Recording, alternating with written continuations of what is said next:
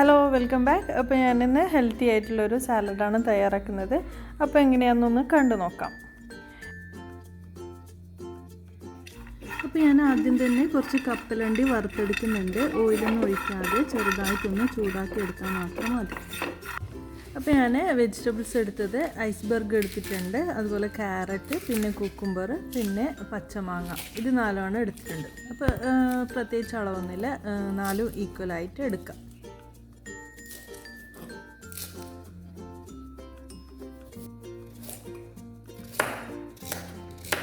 ഞാനിപ്പോൾ വെജിറ്റബിൾസൊക്കെ square pieces ആയിട്ടാണ് cut ചെയ്തെടുക്കുന്നത്. അതുപോലെ തന്നെ ഞാൻ ക്യാരറ്റിന് മാത്രമേ തൊലി കളഞ്ഞിട്ടുള്ളൂ, പച്ചമാങ്ങയുടെയും കക്കിരിയുടെയും ഒന്നും തൊലി കളഞ്ഞിട്ടില്ല. അപ്പോൾ തൊലി എടുക്കുന്നുണ്ടെങ്കിൽ നന്നായി ഒന്ന് കഴുകിയെടുത്താൽ മതി, അല്ലെങ്കിൽ തൊലി കളയണമെന്നുണ്ടെങ്കിൽ അങ്ങനെ കളഞ്ഞെടുക്കാം.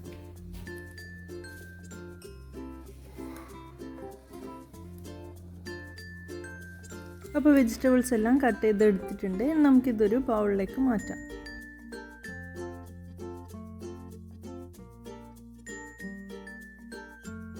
ഇതിലേക്ക് ഇനി 1/2 ടീസ്പൂണ് പെപ്പറും പിന്നെ 1/2 ടീസ്പൂണ് ഉപ്പും ചേർത്ത് കൊടുക്കാം. അപ്പോൾ നിങ്ങൾ എത്ര വെജിറ്റബിൾസ് ആണോ എടുക്കുന്നത് അതിനനുസരിച്ച് ചേർത്ത് കൊടുക്കാം.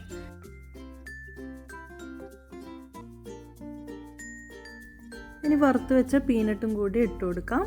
ഇതിൻ്റെ കൂടെ തന്നെ 1/2 ടീസ്പൂൺ അളവിൽ ഒലിവ് ഓയിലും 1/2 ടീസ്പൂൺ അളവിൽ ചെറുനാരങ്ങയും ചേർത്ത് കൊടുക്കണം. അപ്പോൾ ചെറുനാരങ്ങ ചേർക്കുമ്പോൾ മാങ്ങയുടെ പുളിക്കനുസരിച്ച് ചേർത്ത് കൊടുക്കാം.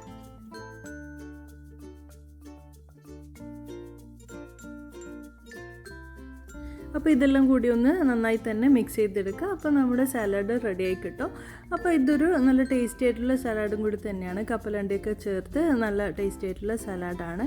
അപ്പോൾ ഇത് നമുക്ക് ബ്രേക്ക്ഫാസ്റ്റ് ഒഴിവാക്കിയോ അല്ലെങ്കിൽ ഡിന്നർ ഒഴിവാക്കിയോ ഒക്കെ കഴിക്കാൻ പറ്റും നല്ലൊരു സലാഡ് തന്നെയാണ്, നല്ല ഹെൽത്തി ആയിട്ടുള്ള സലാഡ് തന്നെയാണ്.